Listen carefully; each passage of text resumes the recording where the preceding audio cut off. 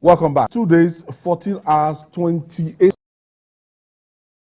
to the 2023 presidential election, and I still have Chris Kende Wandu and the Metro Babajide Kolade Otitoju in the studio. Thank you, gentlemen, for staying with us. Again, ultimately, we have to wait till the Supreme Court, adjudicate on this, and looking at what is happening practically in town, our people are going through a lot. Would this will have a kind of impact on the election?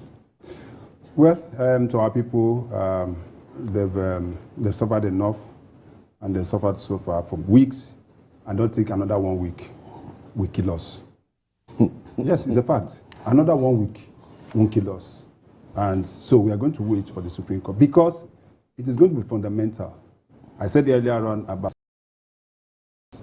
whatever the Supreme Court comes out is going to help our law a great deal. Yeah. Especially on the issue of currency, printing, timelines, and the rest of them. Powers of the CBN. The powers of CBN and that act. That act has not been put to test. And I think this is what is going to... But don't forget that we had almost similar problem when President Goodluck Jonathan was about sacking former CBN governor. Most people have forgotten. The Emir. Sanusi. Yes. And that issue was tested to a large extent. So, whether it's going to have an impact... That it could only be suspended by NFI. That is all. So, whether it's going to have an impact on the election, I doubt it.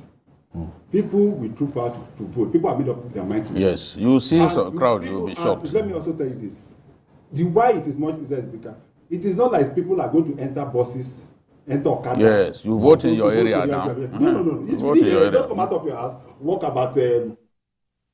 most of the time in front of your house. In front of your house, you vote and you go. Because they even created more polling units, which will help. So that in itself is going to, whether it's going to have an impact, that is not an issue. The fact is that I'm appealing to Nigerians to come out on the 25th and March 11 to come and exercise their vote. And I'm sure that the final question I want to, one issue I want to ask there is, if the Supreme Court now give a verdict that goes against what the president is doing, what will the president do? What will happen to the president?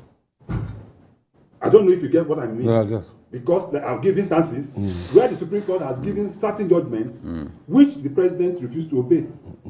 And based on his immunity, it's true that, yes, he is immune to anything, so nothing can happen to him. What will happen? That is the fundamental we want to know. If after the Supreme Court judgment, it goes against the president, and the president so is not going to obey, what will happen? Some people will say everyone will not fall, but is this good for our democracy? No, I don't think that the president, when the Supreme Court gives his final verdict, I don't think the president will go against it, because it will be irresponsible to do that. And I don't think President Buhari will do that, because history will judge him harshly. I know there are people out there who are rooting for him, emergency Buharists and all that, who want him to fall. The president has to put on his thinking cap. As I've given an example, you know how many cases Obasanjo lost at the Supreme Court? Back-to-back cases. The heavens didn't fall. They obeyed those judgments. And I've said this repeatedly, that even during the military era, there were judgments that went against the military. And they had to abide.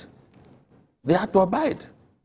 Even as to sue the military and won, they had to abide. So a president can say that, oh, Supreme Court will not obey, because that will go against Section 187, subsection 1 of the Constitution, which is an impeachable offense. If you disobey the Supreme Court, there are implications for that. So I don't think the president will hit up the polity by refusing to obey the Supreme Court.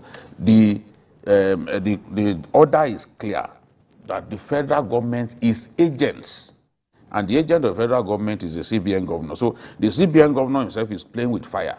If he chooses not to obey the Supreme Court, we are not going to be happy to see the highest court in our land diminished and disgraced. It will not happen. All right. Now to our segment, Pundit's Corner, where we dissect how the